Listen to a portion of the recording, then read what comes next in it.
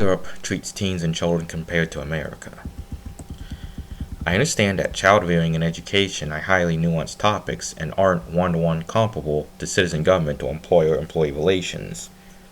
Anyways, Europe is less bad about infantilizing teens and treating children and teens like property and running schools like prisons than America.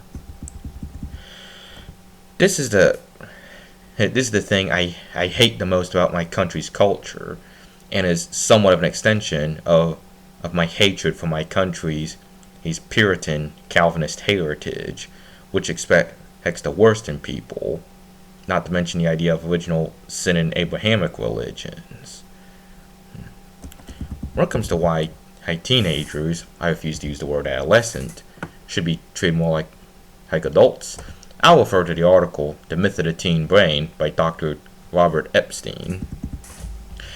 However, the writing that I recommend the very most is Dr. Robert Epstein's Teen 2.0, Saving Our Children and Families from the Torment of Adolescence.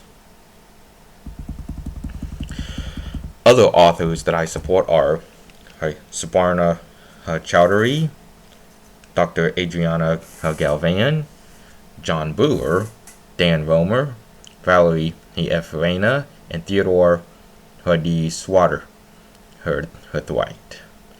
Joseph Bronsky is also an honorable mention. A book I recommend reading is The Happiest Kids in the World, How Dutch Parents Help Their Kids and Themselves by Doing Less. If the fires that burn inside youths are not intentionally and lovingly added to the hearth of community, they will burn down the structures of culture just to feel the warmth. Michael Meade. People really need to take those words to heart.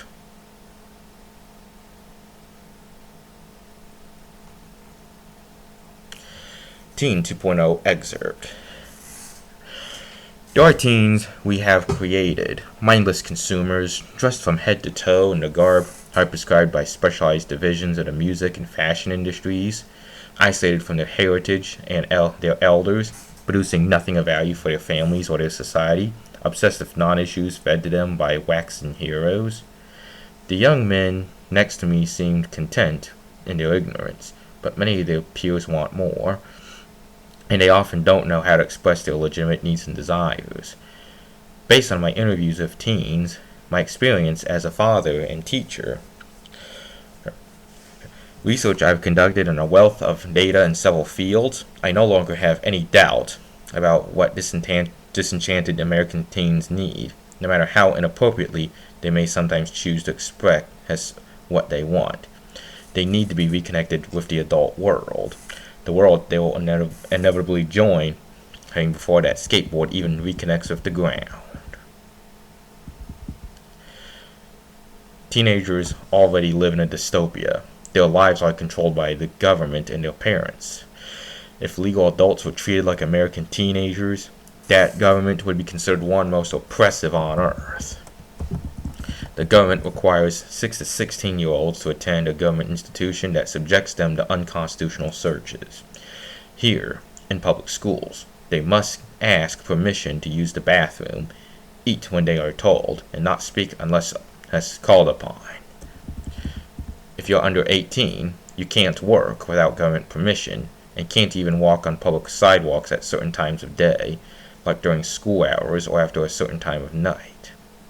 And the age that you have all your rights keeps creeping up. 18 is a legal adult who still cannot buy or drink alcohol legally.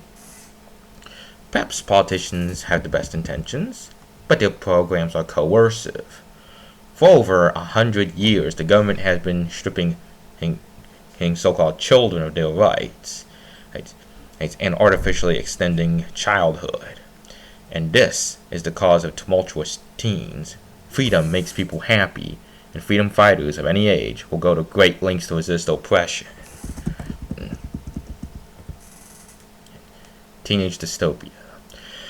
Robert Epstein argues in his book, Teen 2.0, Saving Our Children and Families from the Torment of Adolescence, that age It has nothing to do with competency. Some people are capable of running their lives at 14, and some will never be responsible for themselves. Through most of human history, young people were integrated into adult society early on, but beginning in the late 1800s, new laws and cultural practices began to isolate teens from adults, imposing on them an increasingly large set of restrictions, hence an artificially extending childhood well past puberty. New research suggests that teens today are subjected to more than 10 times as many restrictions as are most adults, and adulthood is delayed until well into the 20s or 30s. It's likely that the turmoil we see among teens is an unintended result of the artificial extension of childhood. The increasing authoritarian view towards adolescence is a vicious cycle. The group is perceived as acting out, so restrictions increase. These restrictions in turn cause resistant behavior, which is met with even more draconian measures. The suicide rate of teen girls is an all-time high. For teenage boys, the high was in the early 90s, but it's once again climbing. The teenage male suicide rate is almost 3 times as high as female.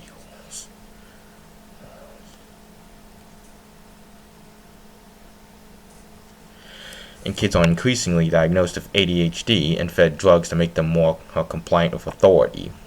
Again, this happens while they are captive in schools which they are required to attend. Coercion, which leads to mental illness. Efforts to guide teens into work or higher education are always sold with the best intentions. Authorities want to make sure that teens have the education that allows them to seize opportunities. Ironically, before mandatory public schooling, teens had no trouble finding work. Many started apprenticeships at young ages and learned their future trade while earning a wage. And a quick look through history will reveal that the child labor laws weren't always for the children. The 1933 National Industrial Recovery Act made 16 the minimum age to work. This was during the Great Depression. The law was meant to remove competitors from the worker pool. Same goes for all the reforms championed by labor unions during the late 1800s and early 1900s. In 1905, about 40% of 16-year-olds were in school and 40% were working. Now about 90% are in school. Most states require public schooling to age 18, but 14 states have compulsory education until 18. What this does is separate teens from an actual working environment where they would be exposed to people with the skills they want to learn. State restrictions originally destroyed the opportunities teens had to learn valuable skills and join the labor force. Now they think they can reverse this trend with more legal requirements for higher education. The choice and responsibility are taken from the teens. Instead of learning how to shape their own lives, they learn to follow orders. This lesson is taken with them throughout life, giving the government more and more power over society as each generation gets more restrictive. Legislation like that in New Mexico to force high schoolers to apply to college doesn't solve any issues. It only feeds into the increasing restrictions that have led to severe problems among teens and young adults. The solution for the government is to lay off and ease restrictions. Parents can immediately help by supporting their teens in any efforts to separate themselves from traditional schooling. If you think your young adult is self-directed enough, you could officially homeschool them while allowing them to pursue their own education, or even find an internship or apprenticeship. But public high school, and increasingly college, does not set people up for the modern economy. The system is outdated, and even when it works, it trains people to be obedient mid-level office workers. There's not free-thinking and independent and value creators. For more resources, see Teen/Youth Rights Resource List. Teen advocates that you should know.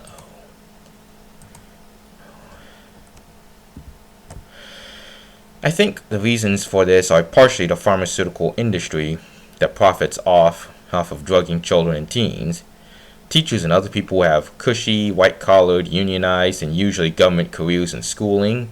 The Christian doctrine of original sin, and especially the Calvinist Puritan attitude of expecting the worst out of people, and black and white thinking, which doesn't allow for nuance. And in the case of school corporal punishment, America being an extremely rural country, and rural people tend to have flaws about being ignorant about the way other cultures do things and tend to not like change.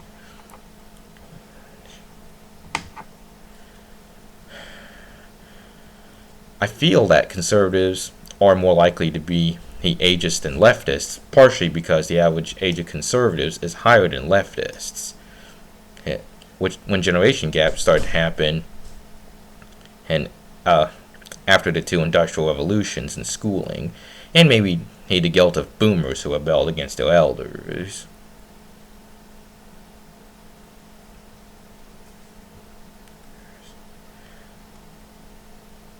When it comes to addressing the issue of circumcision, watch Eric Klopper's presentation and video, Sex and Circumcision, An American Love Story. It's almost good enough. The dude is almost to circumcision as John Taylor Gatto is to the history of schooling, or Ryan Dawson is to geopolitics and government corruption in the United States of America, and to a large degree the world. I say almost because, as Klopper doesn't go into the psychological effects of circumcision with the presentation, so I'll link to a bunch of articles that go into the psychological and social effects of circumcision, mostly from the Circumcision Resource Center.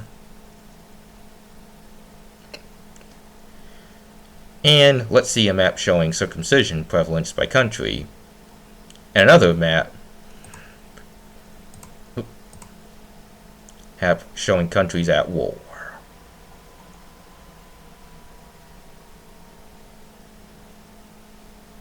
See all that in Middle East and Africa?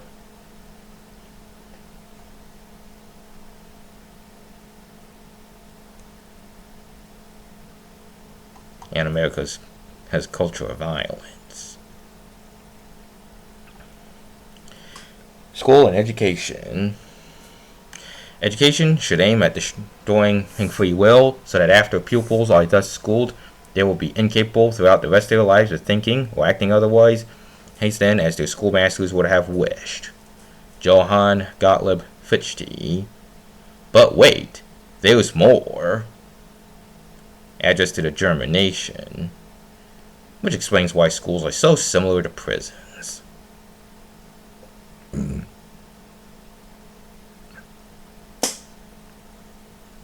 Maybe if we didn't treat children like prisoners, they wouldn't act like prisoners. Children who go through alternate education philosophies such as Waldorf, Montessori, unschooling, and so on, are better behaviorally and academically than those who go through the Prussian schooling philosophy. Believe it or not.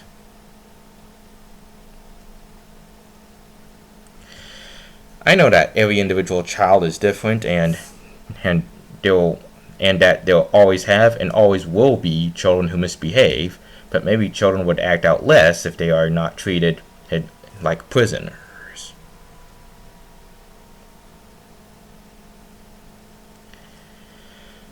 Television shows like World's Strictest Parents and Dr. Phil, and what's that show? Principal's Office absolutely disgust me for what I see as anything ranging from unnecessarily restrictive parenting to borderline child abuse. It disgusts me how children and teens have, in some ways, less rights than incarcerated felons. In many U.S. states, in government schools, children and teens can be practically beaten, and for even extremely petty offenses. This embarrasses me as an American.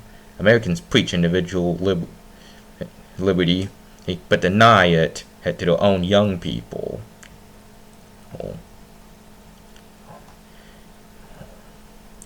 If someone try to beat you for wooden board, you should fight them by any means necessary. Shoot them with a pistol of 10mm hollow points. and shoot them with both barrels out of a double-barreled shotgun loaded with flechettes, slit their throat with a Mark I trench knife, force a K-bar knife through their sternum, use their thumbs and fingers to snatch their eyeballs out, etc., etc. Even death row inmates are, in a way, more protected than children. It's illegal to beat death row inmates, unless they're fighting, obviously. In the case of the abuse of Jessica, her SEAL friend, had she brought a Glock 34 to school and blow the heads off all her assailants and started beating her and abusing her, bang, bang, bang, bang! As a death row inmate, she should have more protections from beatings from corrections officers than teachers. Both are government employees. Let's rewind. If Jessica was to do that off-school property, she would be completely and totally justified to make her assailants chill out in the morgue. Disclaimer: I have no intention of promoting violence or bringing weaponry to school. I also believe that violence would be counterproductive, even in cases where it would be morally justified. Seriously.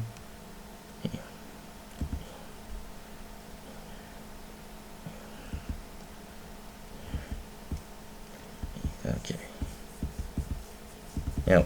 When it comes to why I think corporal punishment in schools is unnecessary, Poland would be my sample country. Let me reference Eastern Europe. Poland will be my sample country. In Poland, and it is unlawful to use corporal punishment on children. And it is the first country in the world to ban corporal punishment on children. Did Poland become a Clockwork Orange country with Antifa in the place of drugs? No, quite the contrary. Poland is a very right-wing country, though apparently European conservatism is more about nationalism than, say, supporting school corporal punishment or banning prostitution.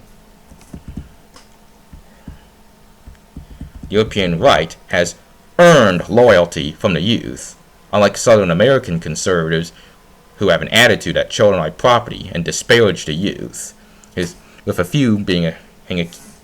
some being akin to the world's strictest parents and still demand loyalty, carrying the attitude that parents are entitled to the loyalty to their children by doing little more than busting a nut, that even though their children entered the relationship involuntarily, and said conservatives would never tolerate such bullshit from their own employer.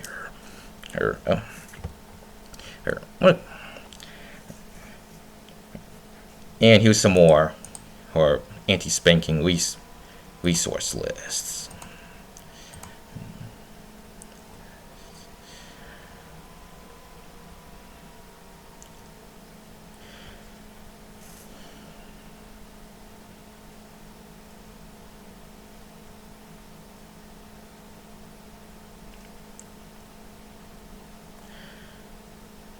This isn't to say that there aren't students that I would have no sympathy for if they were spanked.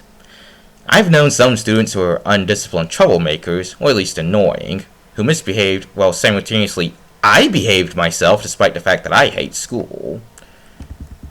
Okay. I love how Scotland has 16 as the age of majority and giving juvenile offenders a chance to work instead of incarceration, which are enormous improvements for a place where striking children with the toss was normal.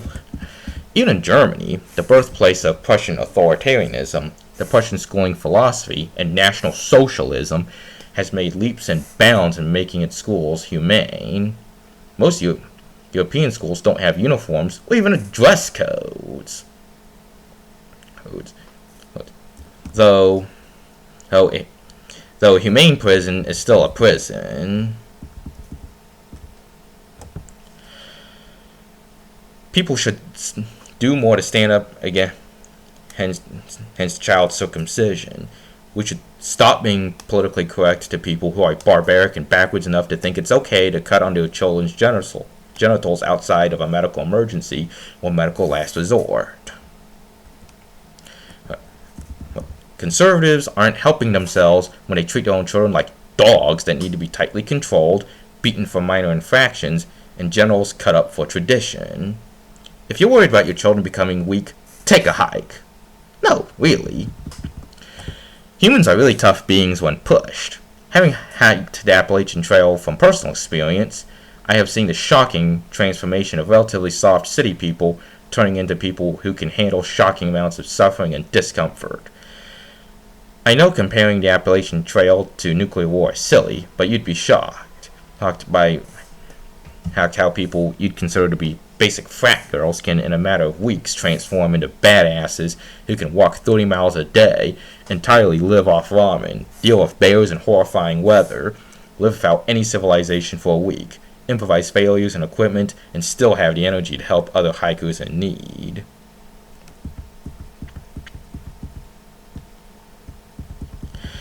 Okay, as much as I criticize the right, it's not as if the left has its own glaring issues. Opposing school choice, supporting raising the legal age to obtain and possess weapons. Your parents can legally kick you out before you can legally arm yourself to defend yourself. While supporting drag queen story hour and transgender surgery and hormones for children. The left especially shoots itself in the face on the last two issues, mostly the social justice and Marxian, postmodernist factions. Some are also afraid to criticize circumcision because minorities are involved.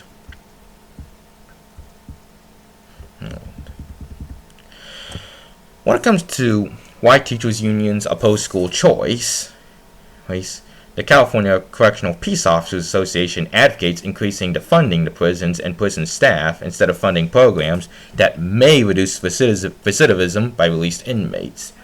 The CCPOA unsurprisingly supports laws that would increase the incarceration rate that benefits the members of the unions with keeping their budgets and unionized government careers, but may not necessarily benefit the public. Crowded prisons, unions, and CA3 strikes. Why we can't just build more cages. Overcrowded. The messy politics of CA's prison crisis. Not to mention the parents who never disciplined their children and raised brats, which is the opposite end of the spectrum of authoritarian parents. The reason why I criticize the right more than the left is because the left issues are more obvious, while my issues with the right are more subjective and about values. Notes. I support the absolute nuclear family. Watch the video, How Family Structures Drives Ideology. Winston Churchill once said, democracy is the worst form of government, except for all the others. I feel the same way for the absolute nuclear family. Societies with the absolute nuclear family have a track record of respecting human rights better than authoritarian family societies, but are more functional than egalitarian nuclear family societies. And if you want to have freedom, you need discipline. The nuclear family also has a track record for both human rights and progress that's so good that there's no competition. I find it ironic that some leftists, seemingly mainly Marxists and postmodernists types, hate the nuclear family, and when the nuclear family has, hands down, the best track record for human rights and progress. Dutch culture, which I sing the praises of, has the absolute nuclear family. Articulating. I also believe that violence could be counterproductive, even in cases where it would be morally justified. The civil rights movement worked in part because of nonviolence. Violence does have its places, whether it be individual self-defense or fighting back against a totalitarian regime. However, I'm a reformer. The vast majority of school corporal punishment happens in just 10 states, being Mississippi, Arkansas, Alabama, Oklahoma, Tennessee, Missouri, Louisiana, Texas, Georgia, and Florida. In Kansas, Kentucky, South Carolina, North Carolina, Arizona, and Wyoming, school corporal punishment may literally be done by one or two districts. And in Kentucky, it's heavily regulated anyway to the point where I consider it to be a negligible issue. If students were to use lethal force against paddlers, even if it may be morally justified, it would strategically backfire by totally derailing the progress made against corporal punishment in school. If anti-segregation protesters killed law enforcement officers and National Guard soldiers and airmen, even if it would be morally justified, it would strategically backfire by totally derailing civil rights reforms.